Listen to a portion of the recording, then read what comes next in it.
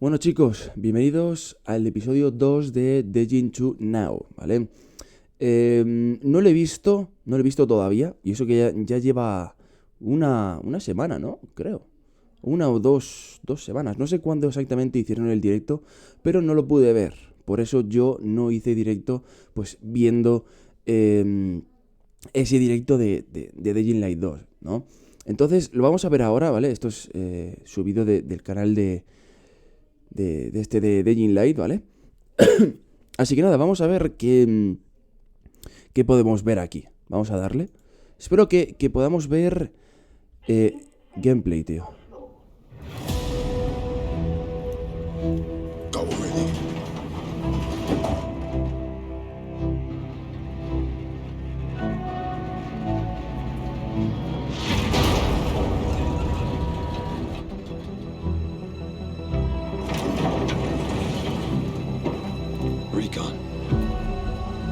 Be careful.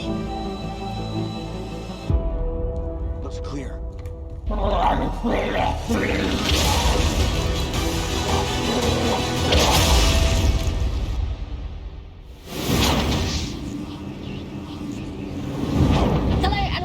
To the second episode of Dying to Know. If you missed the first episode, you can still catch it on YouTube, where you'll learn more about the game, about the release date, and catch the latest gameplay trailer. Today, we're going to be talking about the infected in Dying Light 2 with some of the people who helped create them. But right now, I'm sure you're wondering, where is Jonah? Well, Jonah is hard at work right now in LA recording some of the voices for Dying Light 2, so we'll forgive him for his absence. But he has left a message for you. Hey guys, good news. I'm in LA and we're finishing up voice recordings for Aiden in Dying Light 2, and this particular quest we're working on right now showcases a lot of the disgusting, horrific freaks of nature that you're gonna fight in the game itself. The better news is that the episode today of Dying to Know focuses almost entirely on those monsters, and Leia is gonna tell you all about them, and it's gonna be fantastic. The bad news is I'm not going to be there in the studio, at least this time. I'm going to be in this studio recording lines for a while. But Leia's going to take good care of you. We're going to make sure that you get everything you need to know, and I think I got to go back to work. Leia, the stage is yours. Good night, good luck, and remember to stay human. Igualmente. Thanks, Jonah. Well, we might not be in sunny LA right now, but we do have something just as exciting to talk about. The monsters. We're going to be looking at how they're created. We're going to be venturing into the night in a new gameplay trailer. We're going to be seeing what's new on Techland GG and more. Vamos, venga. But first, let's take a moment to thank our amazing community. You. We love seeing you react to our content, and your comments help motivate the entire team. So thank you.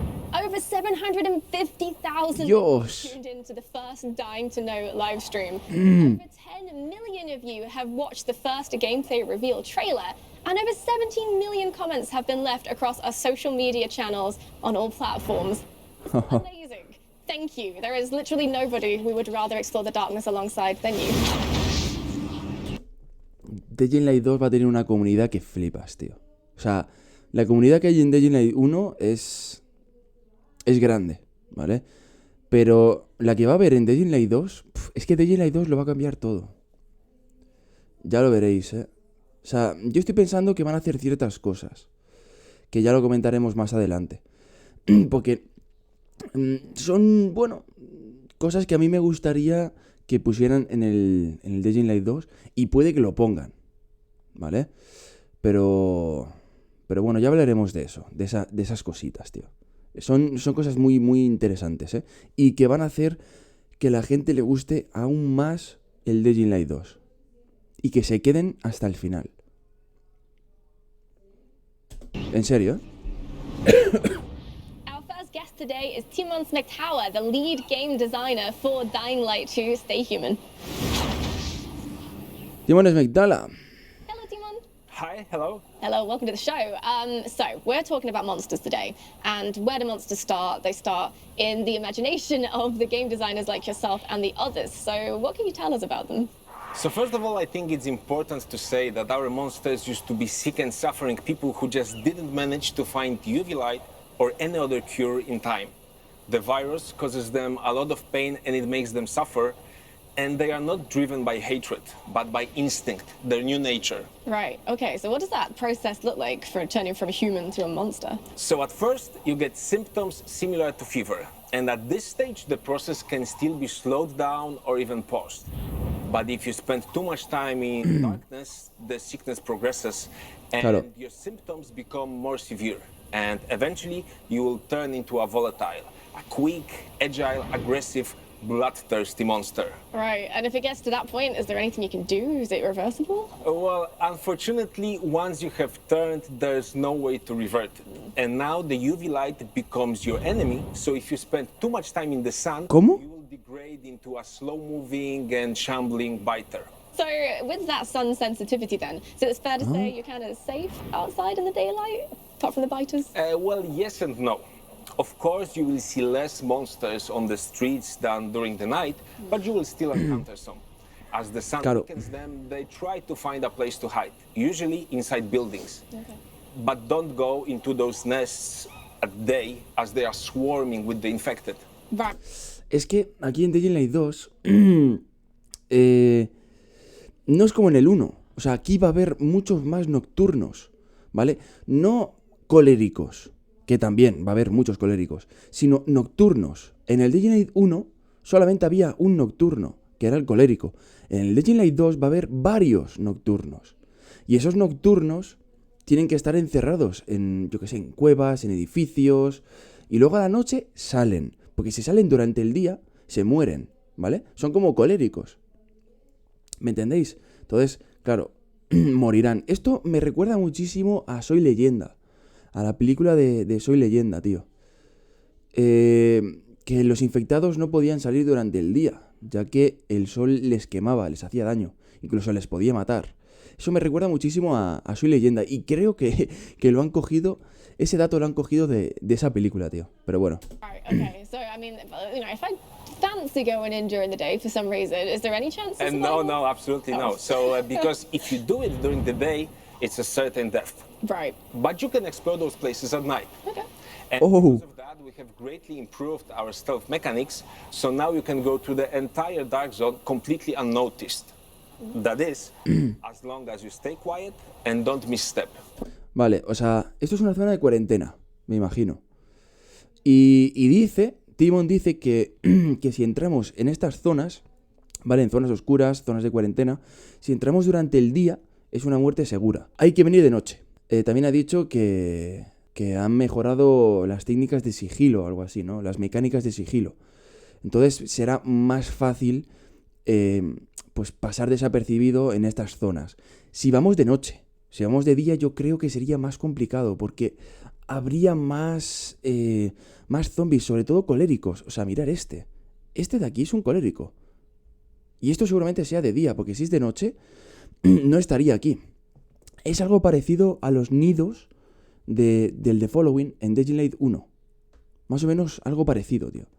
Así que hay que ir de noche y con las nuevas mecánicas de sigilo. Porque si no, estamos muertos. Right, okay, which is like my kryptonite, because I will absolutely kick a bucket back. No, absolutely, don't do that. Never do that. Never kick the bucket. No. You're dying. And not only that, but you can encounter other special infected as well. So can you tell us a little bit about those? Absolutely. So they were created by chemicals that made the infection progress too fast, causing mutations. So sometimes when you stay quiet, sneak behind them, and observe them, you will see that they seem to be uncomfortable in their new bodies, as if they didn't have time to get used to them. Wow, okay. And they're all like quite unique and different as well, aren't they? Well, yes, everyone is unique. And for example, the Revenant, who's my personal favorite, he has those things coming from his back, almost like wings. He's very scary, very dangerous, but also smart and intelligent. And to capture this part of his nature, we have kept his appearance more human. I think smart and intelligent are two of my least favorite things when encountering an enemy that sounds that scary. Wow. Well, thank you so much for joining us today, Timon. Thank you for having me. Vale. And now, why don't we take a sneak peek at some of those monsters? Sí, vamos, venga, va. Brand new gameplay video. Vamos. So, you have an army here? The peacekeepers. Seriously riling up the bazaar folks. I'll proceed with caution. Are we going? You wanted to show me something? Sure. Follow me. You won't get far without a biomarker. Without it, you don't know when you turn. El biomarcador.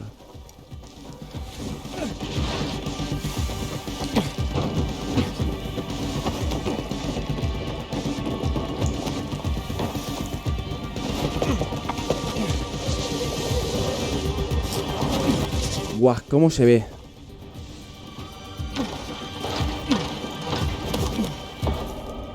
Biomarkers are at the GRE hospital. I'm waiting by the lobby.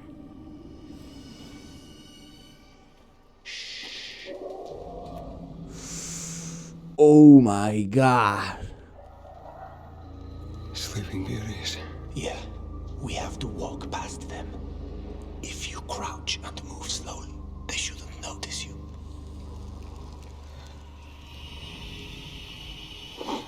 Get too close and you're done for. Uh.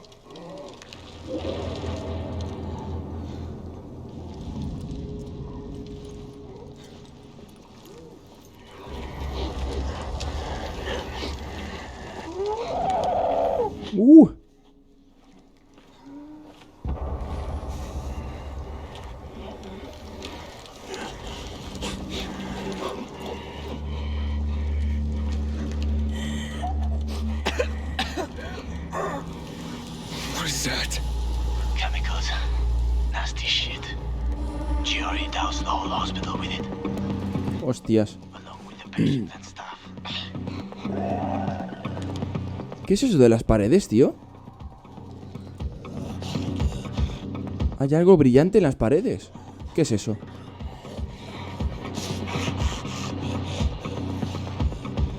Dios, chaval. Ah, están en una zona de cuarentena. Wanted to stop the infection at all costs. Worked out great for that. Hostias. Esa es la mutación del sapo.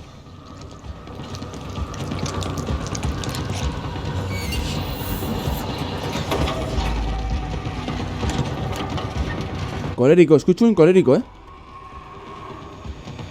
We got company here.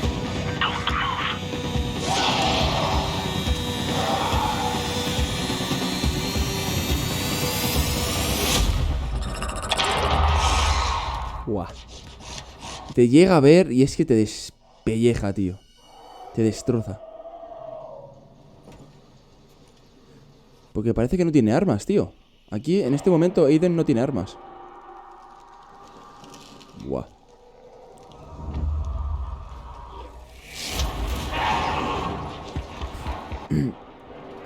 Han entrado en una zona oscura de día, tío. ¿Qué es lo que dijo? Hostias. A correr. A correr. Tira. Tira.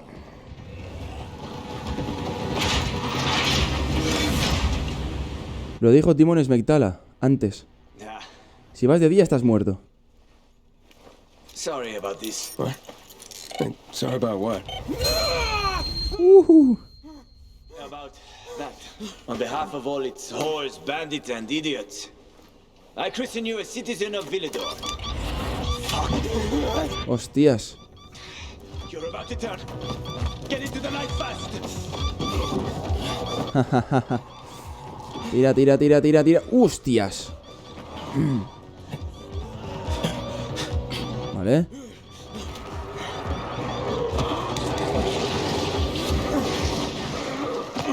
Wow. ¿Cojones? Ese colérico era blanco. Corre, corre, corre, corre, corre, corre. Guau, chaval.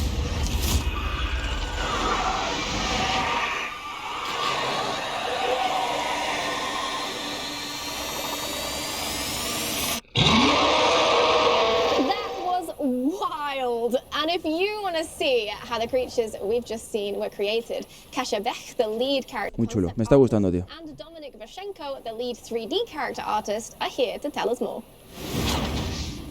A ver.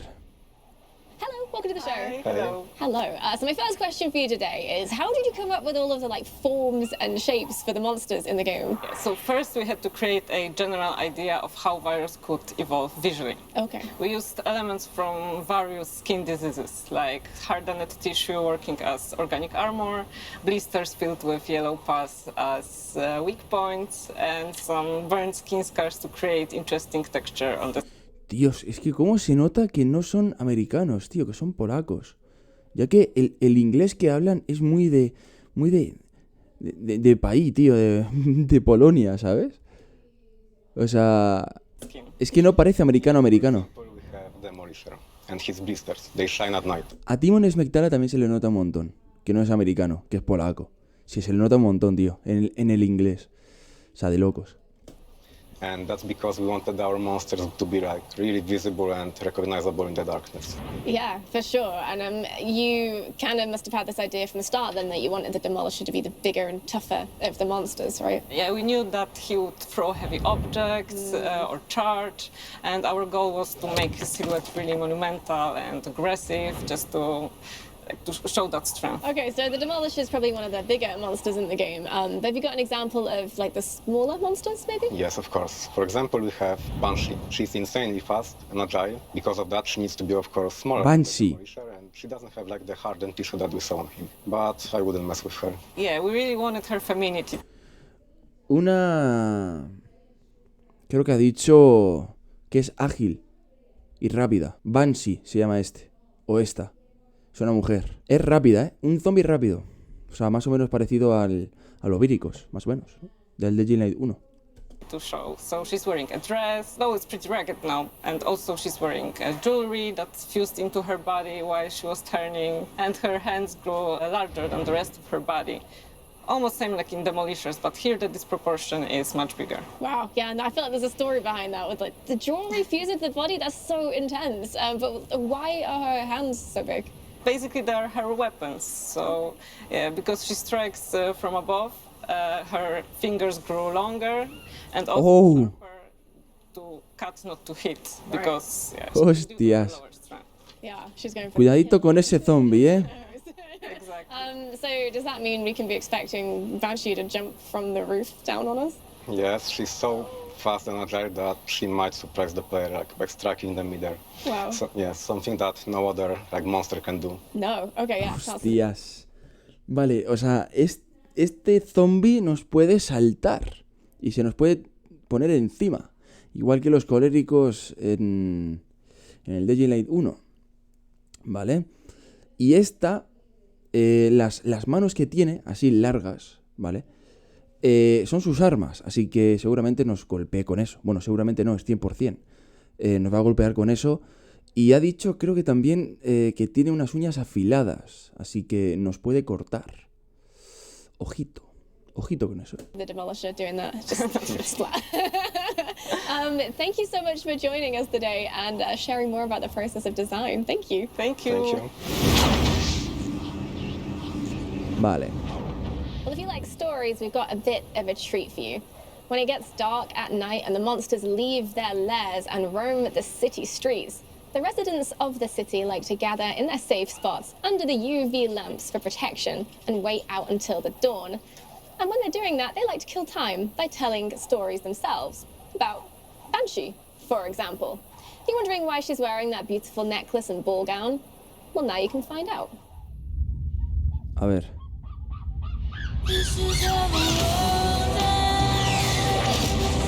Días.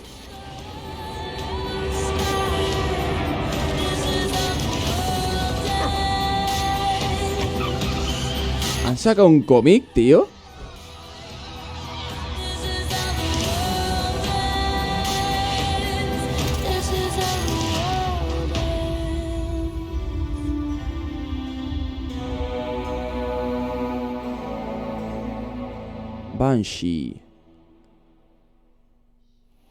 Tech Techland have partnered with Dynamite to create a comic series, and this is just a teaser of what to expect. You can get a physical copy yourself in stores soon, but if you head to techlandgg.com, you can also get a digital version for free.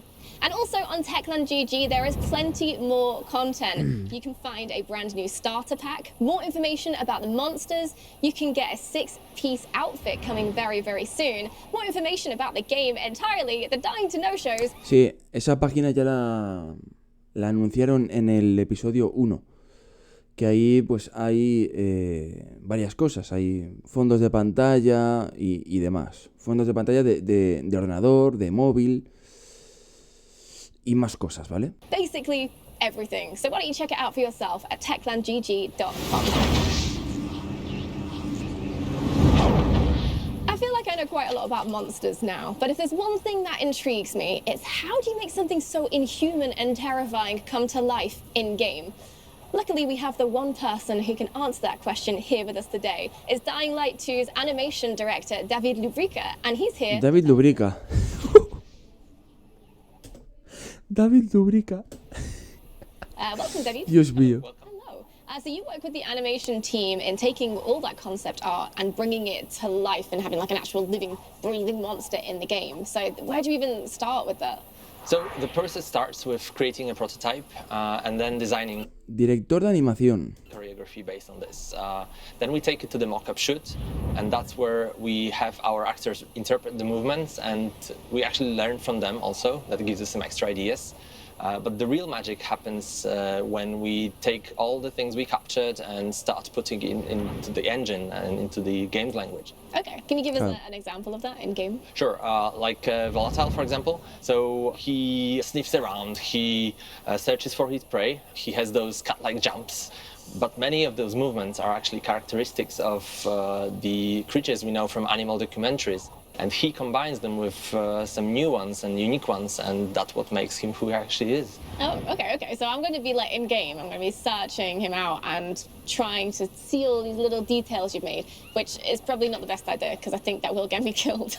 Right. Yeah, with him it's not the best idea. But we have other infected, and all of them actually have very, very distinctive and interesting behaviors. Okay, so you're giving them all like unique personalities in game. Sure. So let's take a look at Howler, for example. He doesn't fight. He's more of an alarm, like this light tower, searching for prey. Vale, este simplemente es una alarma que avisa a los demás infectados para que vayan a esa zona y nos revienten el ojete. Este es más como un aullador, ¿vale? Como los niños en Dying Light 1, más o menos igual. Lo que pasa es que este es una versión adulta. No sé si es el niño que ha crecido, ha mutado y ha crecido, o es otra mutación distinta, pero que hace lo mismo que el aullador del Dying Light 1. Exactamente igual. He screams to call other infected when he spots human, but also he sometimes rises on his tiptoes to see better, to see his surroundings, but that also makes him look like this very scared, panic child. Why is he so scared? Well, it's because there are some traces of his humanity in him. He really wants to scream, but the virus has attacked his lungs and vocal cords, and that would just hurt him too much. He's helpless. But they all just lose this fight with their instincts then at some point. Totally. Actually, they rather evoke pity. You can see that they can notice the deformations the virus has done to their bodies. They can touch them. They can experience something like seizures. And you can see that all this aggression, all this rage is repressed in them. Something might trigger it, and that's usually an opponent. And you can see that all this energy is released and transferred on the opponent, on the player, for example, us. I can't wait to see that in game. But I want to talk about Banshee because we mentioned her earlier. We've seen how she looks, but how is she animated? She's a curious one. She has those really long deformed fingers, and she uses them to fight, but kind of like a byproduct. And we had to imagine how she would feel about them. And we thought they must really bother her, right? Yeah. She can get really clumsy with them. She falls on them in this very uncontrolled way. as if she was forgetting she had them. So it's a bit of a curse and an asset for her then. She's like conflicted. Totally, she's really conflicted. You can actually see her sometimes actively hunting you, and then at some point, if she gets too close to you during combat, she'll just suddenly jump back and cower, as if she was trying to resist the virus, but ultimately she would just give in to its power. Wow, this has been fascinating. Thank you so much, David. Thanks for having me. Banshee va a ser un problema, Wondered which of the infected in the world of Dying Light you might be, then I've got good news. You can check out a quiz at dyinglightgame.com/which Cuestionario. and find out whether you'd be, I don't know, a violent volatile, a tough demolisher, or maybe a human. Vitar. Take the test and share it with your friends because, you know, you need allies out here in the darkness, even if you're an infected, or maybe especially if you're an infected. And if you can't wait until December the 7th to find out more about the world of Dying Light, why not check out what's been added to Dying Light 1? Within the last month, over 500,000 new players have entered the world of Dying Light, and we've had the highest number of active players across all platforms since launch, which is amazing. You are amazing. Thank you so much for your support and your interest in the world of Dying Light. More and more fun content is on the way to Dying Light 1 also, like the Savvy Gamer DLC or the 4th... El evento del 4 de julio. Vale, eso ya ha pasado. Eso ya lo hemos hecho. Techland GG, you could get your hands on this in-game weapon, the Wasp. So, Esa ya la tengo. check out Techland GG. La If avispa. you needed more reason to. More and more fun content is added to the game regularly, so keep checking it out with more coming soon. Alright, well since Dying to Know is about the world of Dying Light 2, there's still something else we need to hear about. If you pardon the pun, because we're going to be talking about the sound design of Dying Light 2. If you've ever wondered about where the roaring, the growling, the screaming that covers the streets of the city at night comes from, then you're in the right place, because we're going to be talking to one of the lead sound designers to tell you more. A ver. Thomas Siadak. Senior sound designer Tomek Shadak is here with us today. Hello. Hey, nice to meet you. You too, hello. Vale, este es el de sonido. First question.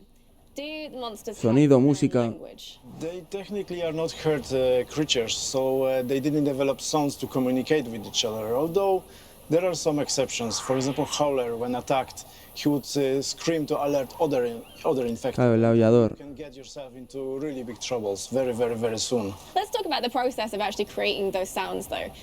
So you have to imagine what a volatile might sound like from scratch, and where do you even start with that? Well, you know, the virus deformed the infected in very different ways, and you have to reflect it in their voices. So, for example, the acid-spitting monster, you know, has to have sound with some kind of acidic characteristics, some watery, hissing stuff in it. And there is the Banshee, a woman monster, and her voice is high-pitched and vibrating and really, really scary. So you work alongside your twin brother Wojtek, and he also records a lot of the sounds that you use to create these monsters, and we actually have a video of that process, so we can have a closer look at what that entails. Vale.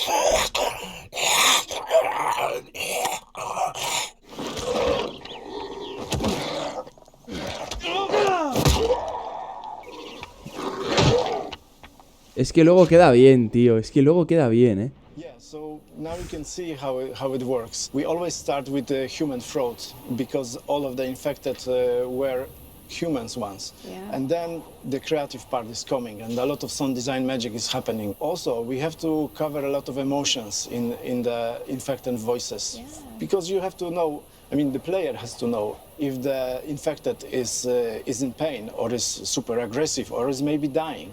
You have to pass this message through the voice, and the message has to be very, very, very clear. So basic monster like a biter has 700 voice assets, so the scale is it's enormous. Yeah, that's a lot Joder. to communicate in 700 activos de voz. So That's the monsters, but what about the entire city? Our city is dying, so we had to find these abandoned places where there is no sound of the civilization. We visited abandoned factories, we visited post-military bunkers. We went to the forest at minus 15 degrees because it sounds completely different than in the summer, and we climbed up the mountains. It was a lot of interesting places we wouldn't visit without Dying Light 2. And you know, at night with the good headphones, you can definitely enjoy it. I cannot wait to hear it. It sounds like you've got a fascinating job. I agree. Thank you so much for coming in today. Thank you for Claro, han visitado sitios que en Dying Light 1 no han visitado. Their teams when Dying Light 2 releases on December the 7th. Para grabar sonidos, tío, eso está muy bien.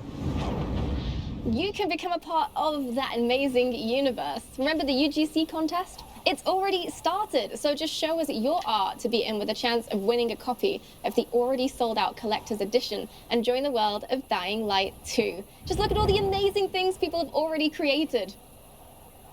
Joder. Dying Light 2 releases later this year on December the 7th, and 7 de diciembre, tío. right now. But if you want to dive into the universe immediately, then why don't you check out Techland GG for more news, updates, and to grab your free copy of the Banshee comic. Copia gratuita del cómic de I think we Banshee. know everything about monsters now, except for one thing: how to defeat them. So stay tuned for the next episode. We'll be looking at different combat styles, weapon Episodio 3. Veremos diferentes estilos de combate de fabricación de armas. crafting, O sea, estilos de combate y fabricación de armas. Y el icónico parkour de Dying Light 2. the iconic Dying Light 2 parkour, which was designed in cooperation with this man.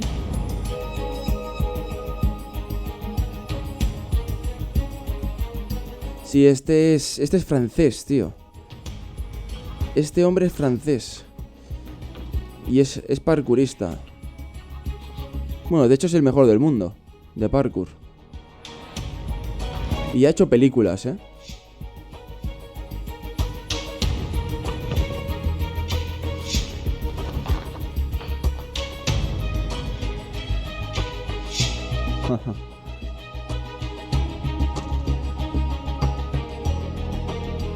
Wow.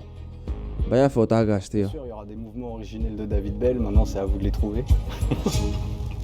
By the way, I'm Hakon.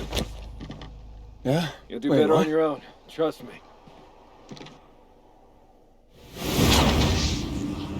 Wow.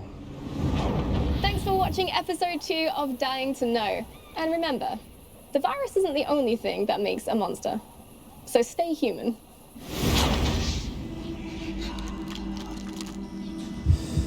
Vale. Wow. No ha estado nada mal, tío. Nos han enseñado monstruos como el Banshee. Ese que tiene el... creo que se llamaba Banshee, ¿verdad? La mujer esa que tenía los brazos ahí alargados y con uñas ahí que como nos dé una uña de esas nos deja sin cabeza. Pero bueno, chicos, espero que os haya gustado. Si es así, dejadme un pedazo de like. En el siguiente episodio, en el episodio 3, van a hablar del parkour, de la fabricación de armas, y también veremos cómo matar a los diferentes infectados, ya que son bastantes nuevos. Así que nada, gente, si os ha gustado, como he dicho antes, pues dejar un pedazo de like, suscribiros, compartirlo con vuestros amigos y familiares, y nos vemos en la próxima. Adiós, gente.